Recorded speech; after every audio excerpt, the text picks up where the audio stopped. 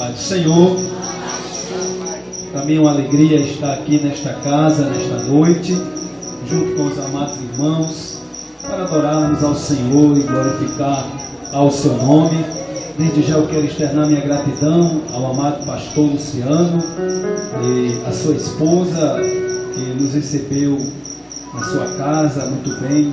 Eu quero aqui agradecer ao pastor pela recepção, também a amada igreja, deixar a minha gratidão para a glória do nome do Senhor.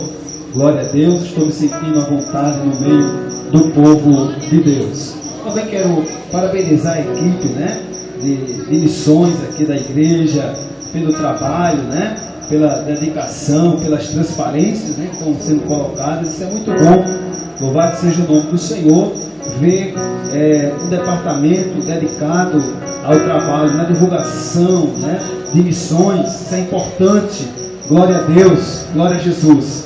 E está divulgando um pouco sobre a obra missionária, trazendo uma palavra, reflexões para os nossos amados irmãos. É importante a contribuição da igreja, a oração da igreja para a obra missionária. Missões é um trabalho que está no coração de Deus.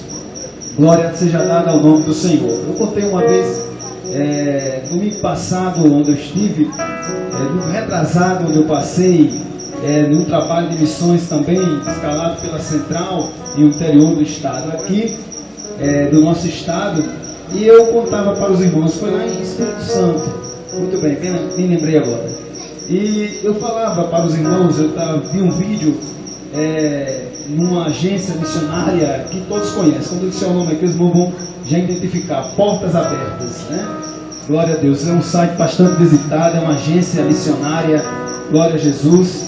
E até a nossa igreja também, sempre alguns pastores divulgam também algum testemunho desta agência missionária, de apoio missionário. E eu vi um vídeo muito interessante onde um amado irmão, isso eu quero falar antes de trazer aqui, já que não trouxemos a carta e nem também trouxemos as notícias, a pessoa responsável não deu para pegar esse material para passar para o secretário, aqui de missões da congregação, mas eu quero trazer este pequeno testemunho que eu vi em vídeo de um missionário, e esse vídeo é ilustrativo, depois passou o missionário dando seu testemunho, em que ele estava em determinado lugar, em um país onde este país ele neva muito, o frio, quando chega a época de frio é muito intenso ali naquele lugar, naquele país. Eu não estou me lembrado aqui o nome, mas era um país que tinha um comando, tinha um poder da União Soviética. E aquele missionário foi colocado dentro de uma sala, preso por conta do testemunho do Evangelho do Senhor Jesus. E maltrataram aquele missionário, colocaram numa sala sem nenhum aparato para que ele pudesse ficar aconchegante naquele lugar, pudesse se abrigar do frio. E justamente na intenção de matá-lo, na alta madrugada, a própria natureza se encarregar de ceifar a sua vida. E ele estava preso ali, por conta da pregação do Evangelho, pelo amor, pela causa do Senhor Jesus. E uma determinada vez, uma determinada noite, havia uma janela de vidro, e eles quebraram a janela de vidro. E o missionário subentendeu que era exatamente para desta vez ceifar a sua vida, tentar destruir, matar a sua vida por hipotermia, devido ao frio, ao grau que abaixo, a graus negativos, para tentar matá-lo. E ele olhou pela janela e sentiu um forte frio, e com certeza na manhã seguinte era para ele estar morto. Mas quando ele estava ali sentindo aquele frio, sentindo o alto frio da madrugada, Deus desperta os irmãos em um outro país, em um lugar distante. E os irmãos fizeram uma corrente de oração e começaram a orar. Aquele missionário sentiu um calor no alto frio da madrugada. Quando a temperatura caiu ao extremo, aquele missionário sentiu o calor. E depois, dias depois, louvado seja o nome do Senhor, quando na mesma madrugada, pelo amanhecer, concluindo aqui, né, o vídeo ilustrativo, os médicos falavam com aqueles oficiais, meneando a cabeça, não entendendo porque ele não havia morrido. Era para estar morto. Eles falavam, meneando a cabeça, gesticulando, e o médico dizia, era para estar morto, não era para ele estar vivo. E por fim, deram a liberdade daquele missionário. E depois aparece aquele missionário dando testemunho. E aqueles irmãos puderam perceber que era por aquele missionário, que foi por aquele servo de Deus, que a oração que aqueles irmãos fizeram naquele dia, sem saber quem era, atingiu aquele missionário. Irmão, a tua oração, a minha oração, as tuas contribuições irão atingir alguém para beneficiar, para abençoar. Louvado seja o nome do Senhor. Por isso que é importante esta corrente humana, de oração, de contribuição, está mantendo famílias. A Assembleia de Deus da IADER, do Estado, mantém uma família de missionários. Louvado seja o nome do Senhor. E quando nós oramos pelos missionários, eles são atingidos pelas nossas orações, eles são abençoados pelas nossas orações. E depois passa aquele missionário falando em inglês e dando o seu depoimento do seu sofrimento e do livramento de Deus pela causa do Evangelho do Senhor Jesus. Glória a Deus. Oremos pelas missões. Missões é uma obra urgente. Deus pode levantar você, jovem. Louvado seja Deus, viu? Deus trabalha conforme a sua vontade. Louvado seja Deus. Deus trabalha não na perspectiva humana, no conhecimento humano. Glória a Deus. Glória a Jesus. Um determinado trabalho de missões, ainda quando o pastor Gilberto dos Santos era o diretor de missões estadual, e estava lá um missionário, Joãozinho, mais conhecido, não sei se o pastor pôde ver, e ele fez um apelo para levar dentistas para o campo missionário, pois o lugar onde eu estava era tão necessitado, que os irmãos lá, os próprios conterrâneos ali, né, os próprios nativos, né, ou seja, os próprios homens ali daquela região, eles chegavam com dor de dente e era uma fila tremenda. Aí o doutor usava um alicate, puxava o dente, era uma dor terrível. Depois ele pagava e ficava feliz da vida, agradecido, porque arrancou o dente que estava doendo, arrancou com um alicate. E ele fez um apelo: se tivesse algum dentista que estivesse se formando, desejasse ir para o campo missionário. Não apareceu ninguém voluntário, né, irmãos? Porque o dentista quer se formar, abrir sua clínica dentária, né? Para que ir para a África? Para que ir para a África?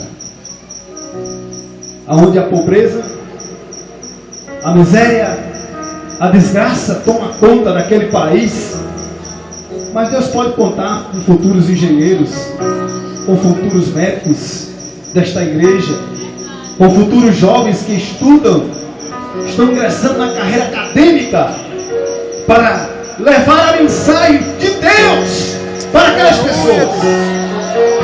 Uma vez eu fui convidado por um amigo para pregar no culto de missões da igreja Apolo do setor 26, lá em Natal. Chegando lá, o filho do pastor já tinha convidado um missionário. E o pastor disse: "Ei, quem vai? Como é que a gente faz?" Eu disse: "Não, pastor, o senhor, né, convidou o amado irmão missionário, jovem, técnico, em edificações." E aquele moço trouxe um testemunho tão bonito. Ele estava lá trabalhando, ajudando um jovem moço, solteiro. Deixou sua mãe querida aqui no Brasil, ajeitou todo o seu visto, estava voltando novamente para a África. E lá ele trabalha com armações, ensinando aos amados africanos, ali daquela cidade, daquele país onde ele está, no continente africano, a trabalhar com armações para fazer edificações de prédios, edificações. E lá ele, fazendo esse trabalho, ele evangeliza, ele prega o evangelho, e muitas pessoas têm sido alcançadas. Ele mostrou um pouco da necessidade, da bruxaria, do satanismo que opera na vida das pessoas ali naquele lugar que é terrível. Então, irmãos, há uma necessidade. Para quem ir para a África, né? Louvado seja o nome do Senhor. Fazer igual um jovem que chegou para o pastor e disse: pastor, eu tenho uma chamada missionária. Para onde, meu filho? Para os Estados Unidos da América. Que coisa boa, né, irmão? Estados Unidos da América. Mas a África tem uma grande necessidade. A Ásia, né? E quando o diácono cantava aquele hino, o último hino da harpa cristã, na China tem um grande exército de crente. Na China, louvado seja o nome do Senhor. Na Ásia, muitos irmãos ali espalhados, e naquelas tribos e nações. E nós vamos ver, viu, irmãos, naquele grande dia, compondo, aleluia, aqueles grupos de salvos, multidões de salvos, irmãos de todas as partes, diversas línguas e nações. Louvado seja o nome do Senhor. Glória a Deus. Missões é uma obra importante. Missões está no coração de Deus. E a igreja que não faz missões, ela está perdida dentro de si mesma. Mas graças a Deus que esta igreja se importa com missões, né? E faz missões para a glória do nome do Senhor Jesus. Glória a Deus. Glória a Jesus. Glória a Deus. Meus amados irmãos, o Evangelho segundo escreveu o evangelista Lucas, né, o doutor Lucas, que acompanhou Paulo em seu ministério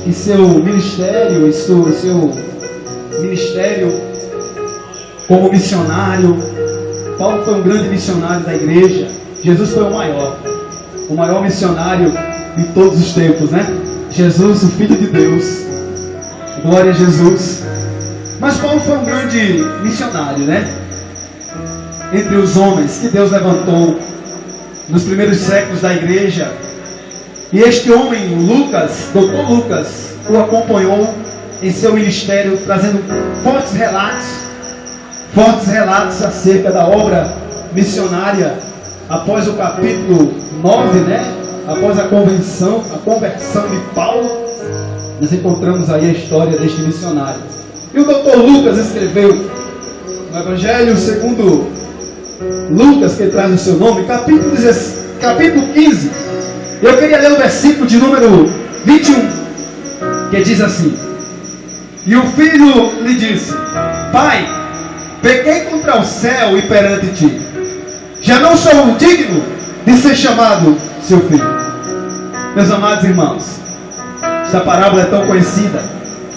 Ela traz emoção, mas não é este o objetivo, emocionar. Mas realmente quando a gente lemos a história, né, essa passagem, esta parábola do filho pródigo que Jesus contou, e nós encontramos este momento em que este jovem faz uma confissão. Este jovem faz uma confissão ensaiada. Este jovem, a Bíblia não diz o seu nome, a Bíblia se cala diante do nome. É um anônimo, um jovem anônimo. Pois, contido nesta parábola de Jesus, onde Jesus fala sobre esta parábola, os grandes pregadores, teólogos, fala que este capítulo 15 é o capítulo dos achados e perdidos. Jesus, ele traz 3 parábolas no capítulo 15, em resposta aos fariseus, em resposta aos escribas e fariseus, que murmuravam contra Jesus. Este grupo, os escribas eram homens importantes, eram homens que escreviam a lei, que compilavam a lei. Os fariseus faziam parte de um grupo religioso muito importante em Israel. E eles acompanhavam Jesus. Muitas vezes eles experimentaram Jesus. Eles faziam perguntas maliciosas para pegar Jesus em alguma palavra, para fazê-lo tropeçar, procurando causa para levar Jesus à morte, para ter de que acusar e condená-lo. E muitos Jesus abraçou. Existia um grupo de homens em Israel, de trabalhadores que prestavam serviço a Roma, que eram os cobradores de impostos. Eles eram tidos como pecadores. Eles eram rejeitados pela comunidade de Israel. Eles não eram bem aceitos por este grupo religioso. E Jesus, ele veio para os filhos de Israel. Mas Jesus nunca despediu ninguém. Jesus nunca virou as costas para ninguém. Jesus sempre estendeu as mãos para os necessitados, para aqueles que vinham a Ele. E Ele usou a igreja de misericórdia. Ele usou sempre da misericórdia. E diante deste questionamento dos fariseus e escribas que murmuravam, porque Jesus recebia pecadores, eles eram considerados pecadores porque não cumpriam algumas legalidades que eles diziam. Além de ter a Torá, estes homens escribas, eles eram legalistas, cumpriam a lei à risca. Criaram ainda 70 mandamentos a mais, como lavar as mãos, lavar o exterior do prato, como uma cerimônia. Eles até criticaram os discípulos de Jesus, porque os discípulos de Jesus lavavam a mão só por lavar, não como uma cerimônia e um cumprimento de uma lei que eles criaram. E eles eram tidos como pecadores. E Jesus recebia como exemplo de Levi. Quando Jesus ia passando, Jesus disse: eu tenho um negócio para você, meu filho, eu tenho algo importante para a tua vida. Vem, segue-me. Aleluia. Jesus está sempre pronto para socorrer aqueles que estão necessitados, para aqueles que estão perdidos, para aqueles que perante a sociedade não tem mais jeito, não tem mais solução, não tem mais saída, não tem mais como recuperá-lo. Mas Jesus é especialista em recuperar, em, vamos usar esta linguagem, reciclar. Porque muitos jogam fora. Muitas pessoas jogadas em presídios. Os juízes das varas de execuções penais já tentaram de várias vezes recuperar e nada. Psicólogos, psicanalistas. Mas Jesus pega essas pessoas e transforma, liberta, regenera. Aleluia! É por isso que o apóstolo Paulo ele diz: eu vou pregar em Roma, porque eu não me vergonho do evangelho de Cristo. Eu vou lá perante César, o imperador, porque uma vez Paulo serviu Cristo. Aleluia! Mas Deus falou para ele, Jesus disse: Paulo, tu vai diante do imperador, tu vai falar diante dele. Louvado seja o nome do Senhor.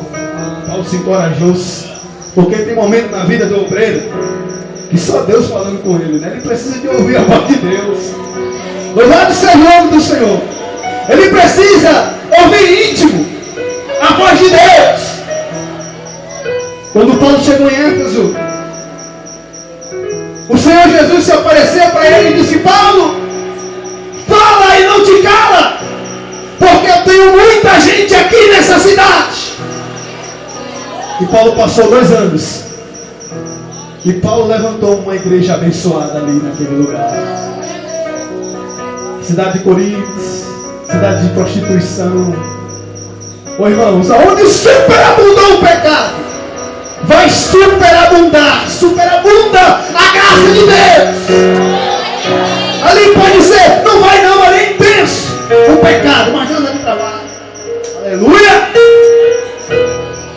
Tem uma rádio na web onde eu faço um trabalho junto com um obreiro. eu convidei um diácono para levar uma palavra, um amigo, João Paulo. E quando saímos, meia-noite alguma coisa, o programa é de 23 a 0 horas. Ele falando que está lá como co-pastor em Mãe Luísa. E falando que o trabalho lá é difícil. Ele disse, irmão, mas eu fui lá nas bocas de fumo. Você tem coragem? Eu disse, eu tenho. E foi. Os bandidos, traficantes armados, parecia a favela da Rocinha lá, né? Tudo armados. E quando os irmãos chegaram, muitos jogaram cigarro de maconha e disseram assim, olha aí por nós, irmãos, porque os únicos que vêm aqui são vocês, da Igreja Assembleia de Deus. É vocês que vêm aqui. Aí disse o nome de outras igrejas lá, sabe? Não vem aqui, mas ora por nós aí. Quando os irmãos começaram a orar, oh meu Deus, orando, eles choravam como meninos. Os homens armados, passou até o dente, mas choravam como meninos. Estes homens precisam de Deus. Estes homens necessitam da palavra de salvação. Os irmãos estão lá, viu? Começa o trabalho de 0 hora, vai até a alta madrugada, evangelizando os traficantes, os drogados de Mãe Luísa. Ali é tremendo, quem conhece sabe disso. Louvado seja o nome do Senhor, porque onde, irmãos, superabundou o pecado, superabundou a graça de Deus. É por isso que pessoas, às vezes lançadas às drogas, pessoas de alta periculosidade, cheios de dor pelas costas, cheios de mandato de busca e apreensão, homens perigosos, Deus chega e liberta. Deus chega e transforma. Porque onde superabundou o pecado, superabundou a graça de Deus. Aleluia. Oh, louvado seja o nome do Senhor. Quantos podem glorificar a Deus por isso? Aleluia. Porque onde superabundou o pecado, superabundou a graça de Deus. É por isso que Jesus recebia os publicanos, vem cá, os pecadores, como Zaqueu, já falei de Levi, e muitos outros, como a mulher na casa de um determinado cidadão, que agora me foge o nome dele. Jesus foi jantar lá em Betânia, e aquela mulher pecadora, né? Já eu entro aqui rapidamente no texto e eu concluo. Louvado seja o nome do Senhor. Mas Jesus está me levando a falar sobre a transformação do poder do Evangelho. De uma mulher lá, prostituta. Aí Simão disse, se eu fosse profeta, e soubesse que essa mulher é uma mulher prostituída, largada na vida livre. Aí Jesus disse, sabendo quem era ela, e conhecendo o coração julgador de Simão, contou apenas uma historinha. É como Jesus disse assim, alguém devia 20 reais, o outro devia 2.000. Aí foi perdoada a dívida dos dois. Quem vai ficar mais contente e vai amar mais quem perdoou? Quem devia 2.000. Esta mulher, aquela mulher tinha uma grande dívida de pecado, mas Jesus a perdoou naquela noite. Jesus a perdoou, e a vida daquela mulher foi diferente. Quando Jesus morreu, e era costume dos judeus embalsamarem, levarem algumas. Aquela mulher estava lá. Ela estava lá. Louvado seja o nome do Senhor. Jesus recebe até aqueles que são tímidos, que nem Nicodemos. Ficou com medo porque era príncipe de Israel. Mas quando Jesus faleceu, passou apenas 3 dias, né? Mas ele venceu a morte. Jesus está vivo. Jesus está vivo. É por isso que eu posso crer no amanhã. É por isso que nós estamos aqui. Louvado seja o nome do Senhor. Mas ele estava lá, Nicodemos. Louvado seja o nome do Senhor. Mesmo escondido, mesmo com medo dos judeus. Mas ele estava lá, porque foi impactado pelo poder do Evangelho de Jesus. Não me envergonhe do Evangelho de Cristo, pois é poder de Deus. E Jesus contou mais uma história. Falou da ovelha perdida, falou da dracma perdida, falou agora do filho pródigo, do filho que deixou a casa do pai. Mas essas 3 parábolas ela traz o mesmo sentido. Ela falava do homem pecador, ela falava irmãos. E ele começa a falar. Havia um certo homem, tinha 2 filhos. Jesus, ele era simples na sua mensagem, nos seus ensinos. Jesus usou o exemplo de um homem judeu que tinha 2 filhos e um mais moço. Chegou para o pai e disse: pai, dá minha parte da herança que me pertence. E foi algo inédito. O pai chegou e disse: essas terras, meu filho, são tuas. Estes gados, estas cabras, estas ovelhas, é a tua herança. A menor parte é o filho menor. A maior parte cabia ao filho mais velho. Irmãos, aquele moço pegou o que era de terra, pegou o que era de plantação, o que era de ovelhas, o que era de gado, vendeu tudo, transformou em dinheiro e partiu para uma terra distante. Foi embora. Foi para uma terra distante. Foi viver dissolutamente. Foi viver à vontade. Foi viver ao seu bel prazer. Foi viver de forma irresponsável, sem pensar no amanhã, sem pensar no depois. Ele foi para uma terra distante. Ele foi para uma terra longínqua. Jesus estava mostrando para os judeus que ele veio buscar e salvar o que se havia perdido. Era como ele dissesse para os judeus, como ele dissesse para os seus conterrâneos, para os da sua nação, a respeito da sua missão. Ele estava mostrando para os judeus que a sua missão era salvar o homem perdido. Era buscar os que estavam desgarrados. Era buscar os que estavam distantes. Terra longínqua nos mostra a distância, a separação que o homem se encontra de Deus. Mostra a distância em que nós nos encontrávamos do Senhor. Nós estávamos distantes. Nós estávamos desgarrados, como ovelhas que não têm pastor. Mas se manifestou em nós a misericórdia, a graça de Deus. A graça de Deus se manifestou na nossa vida. E aquele moço foi para a terra distante, foi para a terra longínqua e começou a desperdiçar tudo. Aquele moço, conjecturando, chegou na cidade muito bem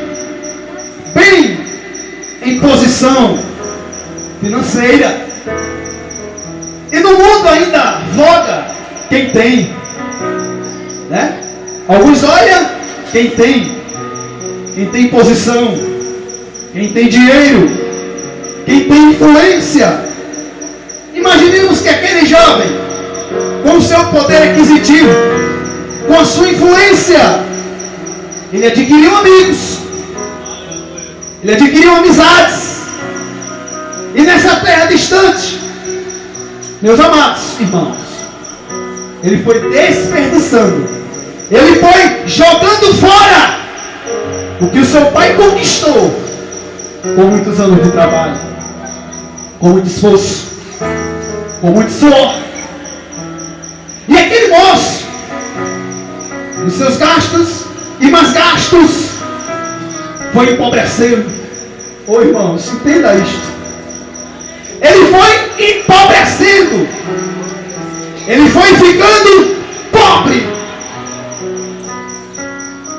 Aquele moço, ao se encontrar em pobreza, ele entrou numa decadência. Ele desceu em um barranco, uma bancarrota, num abismo sem fim. Ele foi descendo. Ninguém ajudava aquele rapaz. E aquele rapaz simboliza a sociedade sem Cristo. Jesus estava dizendo para os judeus que este moço representava os publicanos e pecadores, a humanidade perdida, aqueles que se encontram nas drogas, aqueles que estão no mundo da prostituição, aqueles que estão distantes do Senhor, aqueles que são desprezados pela sociedade, aqueles que são desprezados, aqueles que são descartados pelas autoridades, aqueles que estão como zero à esquerda.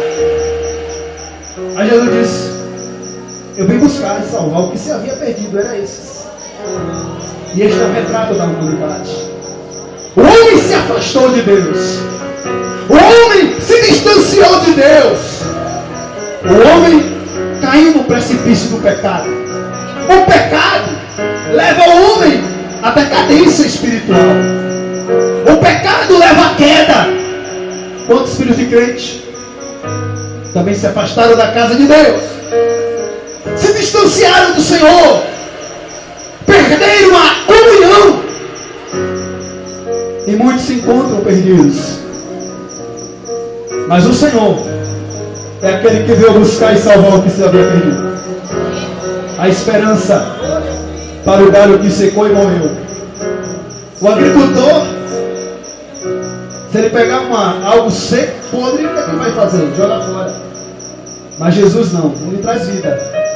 Porque Jesus trabalha no sobrenatural. Jesus trabalha no sobrenatural. Quando o homem não alcança mais, Deus alcança. Deus chega. Deus muda. Deus reverte. Deus traz a existência. Ele levanta. Ele faz. Aquele moço, ele começou a padecer necessidade. Ele começou a sofrer. Ele passou a ter fome.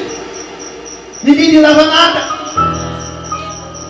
Ninguém daquela cidade, longínqua, distante do Pai, lhe dava nada. Isso mostra, meu querido, senhoras e senhores que me ouvem nesta noite, isso mostra o mais denso vale que um homem sem Deus pode cair. E Deus mostra este retrato através do filho pródigo. Aquele moço passou a mendigar, passou a pedir, foi pedir emprego a um cidadão gentil daquela cidade. E aquele moço é retrato simbolicamente de uma família judaica. Uma família judaica, porque os fariseus e publicanos, os publicanos e pecadores eram judeus que prestavam serviço aos romanos e eram excluídos da sociedade religiosa de Israel. Aí ele foi lá. Aí o rapaz disse: eu tenho uma manada de porcos, vai lá tomar conta. Queridos, isso mostra o alto grau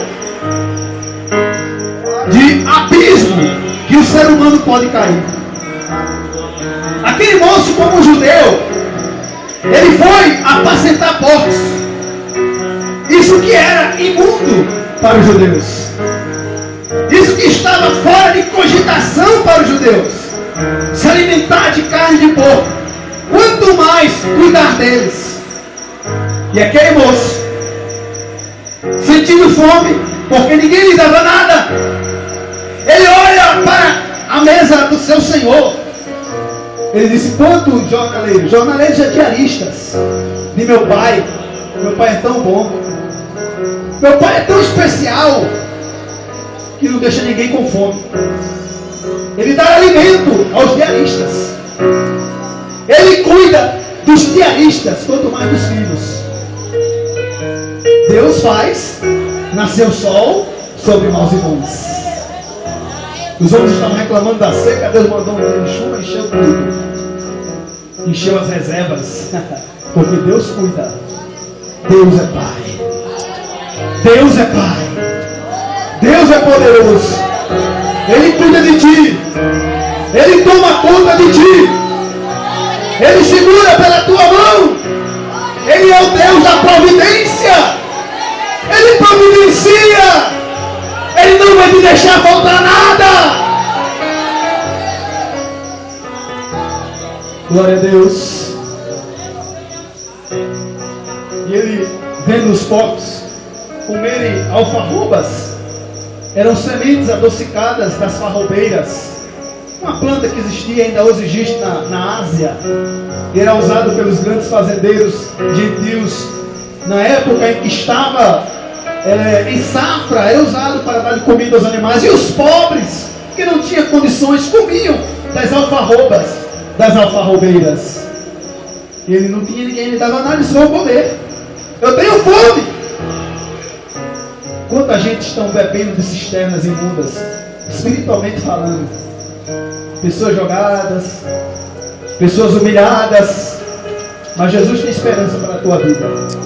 Jesus quer mudar a tua história. Nós pregamos o evangelho que muda a vida. O evangelho que dá dignidade. O evangelho que faz o homem uma nova criatura. Aleluia! Faz um novo homem. Faz um novo ser. Este evangelho muda. Este evangelho transforma a vida do homem. Este evangelho é poder de Deus. É transformação de Deus. Aleluia. Glória a Jesus. E aquele moço olhou para seu estado. É o que o homem precisa fazer. Está escrito no Evangelho de João, no capítulo 3, verso 16. Porque Deus amou o mundo de uma tal maneira que deu o seu Filho unigênito, para que todo aquele que nele crê não, mas tenha vida eterna. Basta você querer. Basta acreditar. Ô irmãos, basta acreditar. Basta crer. Basta ter fé. A fé é a senha de acesso à graça de Deus. Aleluia. A fé é o acesso. Mas aquele moço fez algo importante. Ele se arrependeu. Para que você receba a salvação em Cristo, a libertação em Cristo na sua vida, é preciso que haja arrependimento. Quando João Batista pregou no deserto da Judeia e falou acerca de arrependimento, ele não estava falando de algo, de uma bobagem, ele está falando de algo sério. Arrependimento é o homem se voltar, não 360 graus, porque você dá uma volta e volta para o mesmo lugar. Vamos usar a geometria, dá uma volta aí de 180 graus. Muda o caminho, muda a trajetória, mas para Cristo, para Jesus. Sabe o que aquele moço disse? Levantar-me-ei, irei ter com meu Pai. Quando ele olhou para a casa do seu Senhor, ele disse: eu vou voltar para a casa do meu Pai, porque meu Pai é meu Pai. Na casa do Pai você vem para cá. Glória a Deus. Na presença do Pai a gente fica à vontade. Louvado seja o nome do Senhor. Fica alegre, fica contente. Na casa do Pai tem alegria. Na casa do Pai você abre a geladeira, chega lá no controle, liga a televisão, fica à vontade na casa do Pai. Aleluia. Volta para a casa do Pai. Aleluia. Ontem à noite, estava em Guamaré, fui buscar meus filhos na casa da minha mãe. E os meninos começaram a ficar alegres. Aí disse: só porque teu pai está aqui. É porque na presença do Pai há alegria. Os filhos quando vê o pai, a filha quando vê o pai, fica contente. Eles vão levantar e vão para a casa do Pai. Volte para a casa do Pai. Tenha comunhão com o Pai. Tenha amor pelo Pai. Abraça o Pai. o Pai eterno, o Pai todo-poderoso. Estamos vendo um tempo tão difícil, aonde a mãe bota a filhinha dentro de um saco e joga no rio. Pode uma mãe esquecer do seu filho? É uma indagação. Mas eu, todavia, Deus falou para Israel: não esquecerei de ti. As mães estão jogando alguns filhos no rio, no lixo, abortando e dando descarga. Que coisa terrível. Ô mãe! A mãe! Porque muitos dizem o pai. Pode ser dois, pode ser ele, pode ser aquele. A mãe é só uma, né?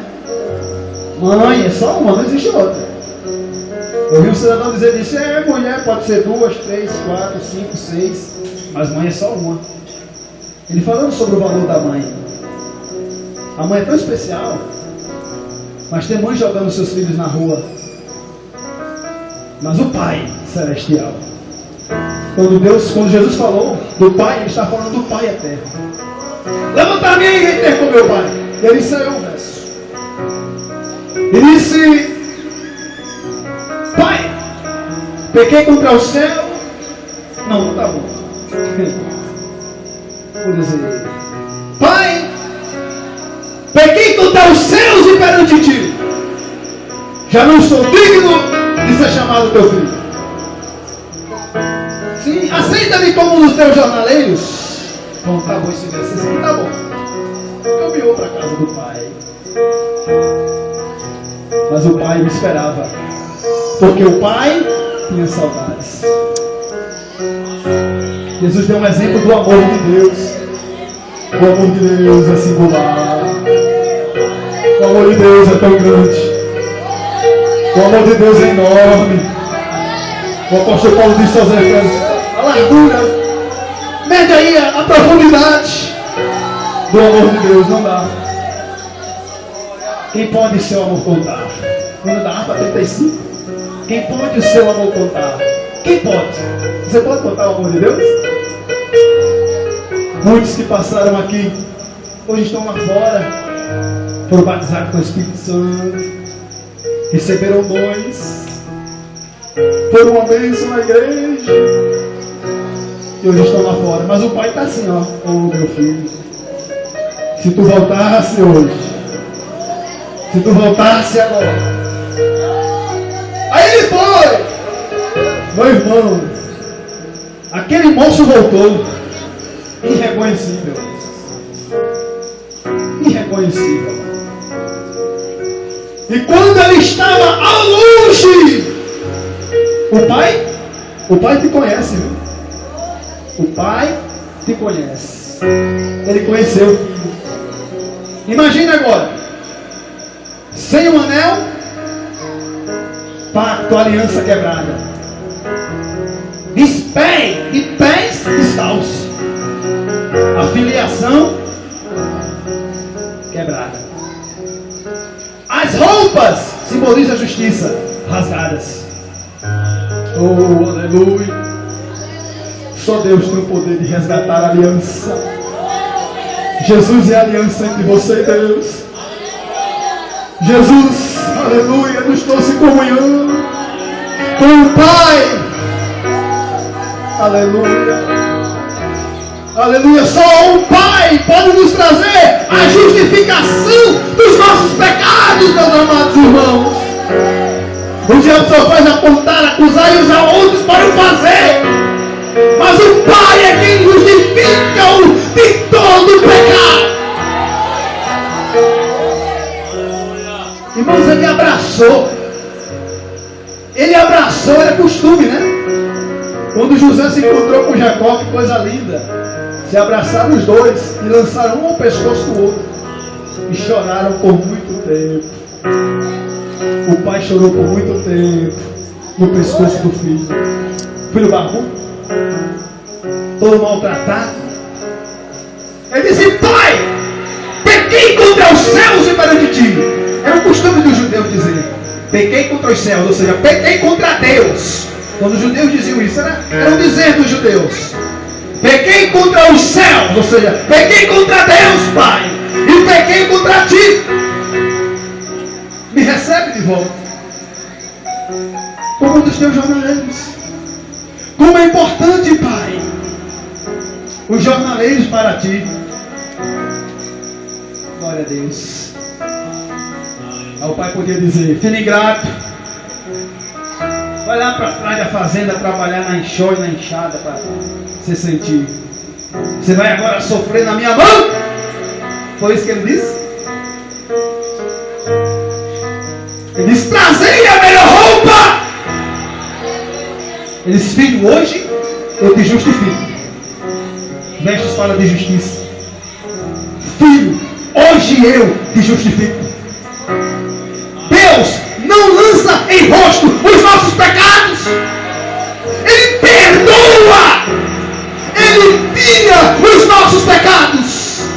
Porque Jesus, quando morreu na cruz, cumpriu o sacrifício e satisfez a justiça de Deus. Agora é Deus por isso aí, igreja. Nós somos justificados pelo Senhor. Ele diz: trazei a melhor roupa. Eu te justifico, meu filho, hoje. Está perdoado. Está apagado o teu passado. Eu perdoo tudo que fizeste. Começa hoje uma nova história. Deus quer começar uma nova história na tua vida, homem? Deus quer começar uma nova vida na tua história. Vem para Jesus. É mais de 2000 anos pregando este evangelho. Um evangelho que já venceu barreiras de grandes impérios. Crentes que derramaram sangue em uma arena. E isso fazia vibrar o coração dos imperadores. E dizia: como é que pode um povo morrer por uma causa que eu não reconheço? Oh, é porque Jesus, uma vez, morador desta casa, aleluia, glória a Deus, nunca mais queremos deixar. Louvado seja o nome do Senhor. Aleluia, glória a Deus. Deixa Ele fazer parte da tua vida. Aceita-o como Senhor, Salvador, Redentor, Remidor. Ele redime, Ele compra a tua dívida, Ele paga a tua dívida. Mas não é do SPC não, irmãos, é a dívida do pecado. Ele pode fazer lá um milagre lá, te dá condições para isso, com certeza. Aí disse: estás descalço, filho. Só quem andava descalço eram os empregados. Os filhos andavam de sandália nos pés. Hoje eu restituo a filiação. Trazei as alpacas e punhas nos pés. Aleluia. Ele restituiu a filiação. Nós éramos, irmãos, não fazemos parte, mas a graça de Deus abençoou nós, gentios. E nós fomos enxertados no buzeiro, foi enxertado na videira. Ele nos deu a filiação, a qual chamamos, pastor, paizinho, a papai. Aleluia. Através de Jesus Ele nos deu a filiação. Os brasileiros, chineses, africanos entrarão naquele dia na glória de Deus, glorificando ao nome do Senhor, porque um dia Jesus deu a vida por nós. E nós cremos, pastor Luciano, na salvação do Senhor Jesus. Aleluia. Glorifica a Deus aí, irmãos. Exalta esse Senhor. Que nós somos a igreja da última hora. Somos a última geração de crentes. Jesus está voltando para nos buscar. Esta noiva adornada, esta noiva querida, imaculada. Quando uma jovem judia ia casar, ela botava os seus recados, se ornamentava toda, botava joias, ficava linda para o noivo, mas com um véu sobre o rosto. Por isso que Labão enganou Jacó, porque ele só via a noiva depois de 7 dias de núpcias, de banquetes, glória a Deus, esteja adornada, igreja do Senhor. Trazei a sandália, põe nos pés. Filiação. Trazei um anel e põe no dedo. Jesus é poderoso para restituir o que você perdeu. Ele quer te restaurar. Quer te voltar a usar-te. Louvado seja o nome do Senhor. Ele disse: e mata a reza, né? Mata aí mata o bezerro cevado, corpo, e vamos fazer uma festa.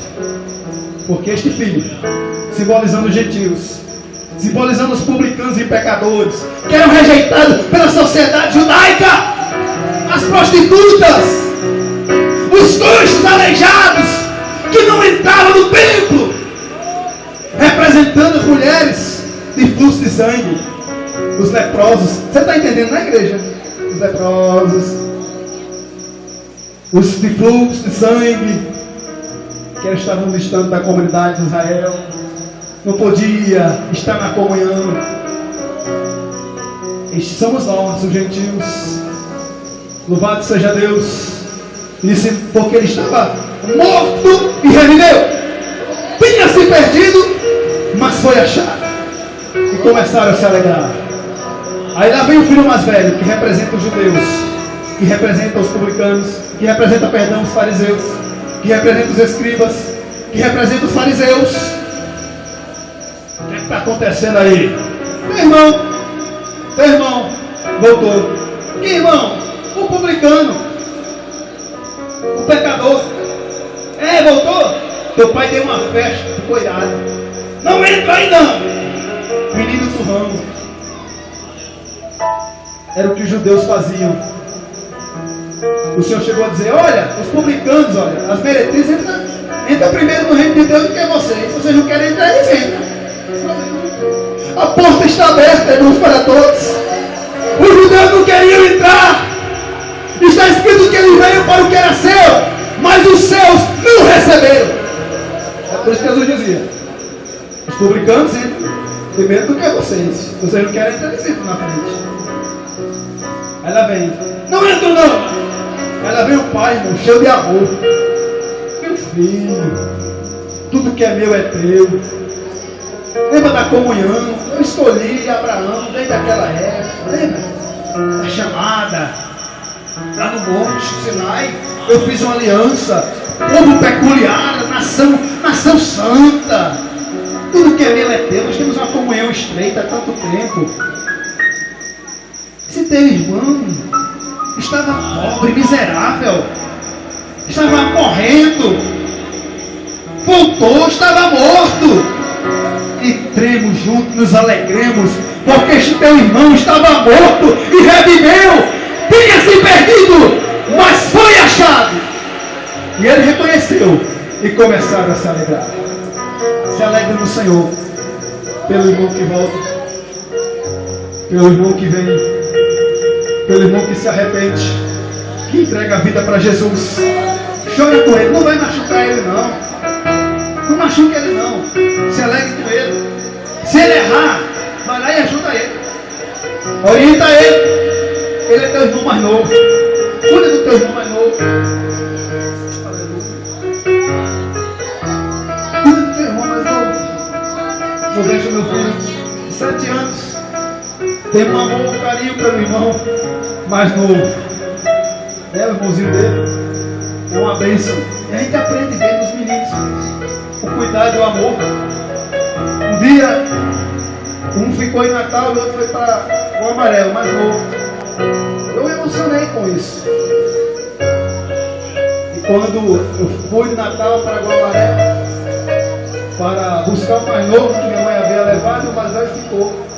Quando esse filho mais novo viu o irmão dele, ele arregalou os olhos e brilhou os olhos. O amor.